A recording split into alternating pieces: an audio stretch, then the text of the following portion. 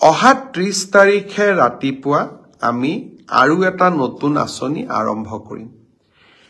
বহু ল'ৰা ছোৱালীয়ে চৰকাৰী চাকৰিৰ বাবে পৰীক্ষা দিয়ে। চৰকাৰী চাকৰি সকলোকে দিয়াটো সম্ভৱ নহয়। সেইবাবে ৰাজ্য চৰকাৰৰ হৈ মই ঘোষণা কৰিছিলোঁ যে আমাৰ ডেকা ল'ৰা ছোৱালীখিনিক উদ্যোগ আৰু ব্যৱসায় কৰিবৰ বাবে আমি 2 লাখ টকাৰ এটা নিধি প্ৰদান কৰিম।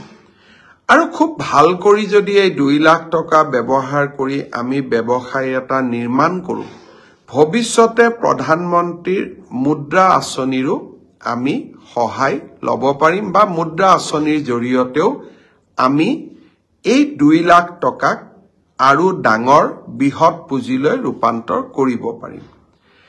এই প্ৰধানমন্ত্ৰী আমাৰ মুখ্যমন্ত্ৰীৰ আত্মনিৰ্ভৰ অসম আঁচনিৰ প্ৰথম কিস্তিৰ ধন 30 তাৰিখে ৰাতিপুৱা 10 বজাত আমি গুৱাহাটীৰ খানাপাৰা ফিল্ডৰ পৰা বিতৰণ কৰিম। ইতিমধ্যে আমাৰ জিলা উপায়ুক্তসকলে নিৰ্বাচিত ছাত্ৰ ছাত্ৰীসকলক আমন্ত্ৰণ জনাইছে। মই আশা কৰিম যে 25,000 নিৰ্বাচিত যুৱক যুৱতী অহা 30 তাৰিখে যাতে খানাপাৰালৈ আহে। প্ৰথম আমি 75,000 টকা দিম। 3 দিনীয়া প্ৰশিক্ষণটো সমাপ্ত হোৱাৰ লগে লগে আমি আৰু 25,000 টকা নৱেম্বৰ মাহৰ ভিতৰতে এই যুৱক যুৱতীসকললৈ আগবঢ়াম। পৰৱৰ্তী এই 1 লাখ টকা কেনেকৈ ভাল কৰি ব্যৱহাৰ কৰিছে তাৰ ওপৰত ভিত্তি কৰি আমি পৰৱৰ্তী সময়ত আৰু 1 লাখ টকা যুৱক যুৱতীসকলক আমি দিয়াৰ ব্যৱস্থা কৰিম। বহুতে মোক সোধে টকাটো ঘূৰাই দিব লাগিব নেকি? 1 লাখ টকা ঘূৰাই দিব নালাগে। আৰু বাকী 1 লাখ টকাও 3 বছৰ পিছত মাত্ৰ মাহত 5,000 টকাৰ এটা সৰু ইনষ্টলমেণ্টেৰে 5 বছৰ সময় আমাৰ 5,000 কৰি আপোনালোকে লাহে লাহে এই পইচাটো আমাক উভতাই থাকিব পাৰিব।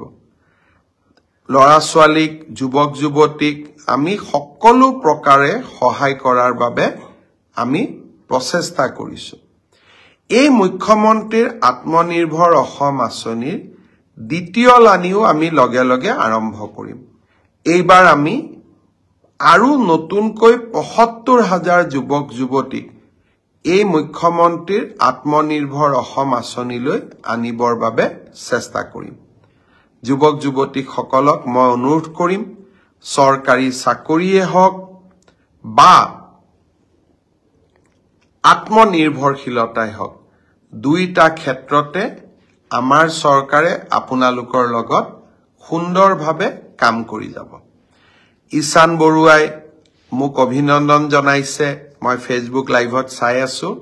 মই আমাক অভিনন্দন নহয়, আজিৰ দিনটোত মুখ্যমন্ত্ৰীৰ আত্মনিৰ্ভৰ অসমৰ বাবে নিৰ্বাচিত হোৱা যুৱক যুৱতীসকলক আমি অভিনন্দন জনাইছো সকলোৱে লগ হৈ।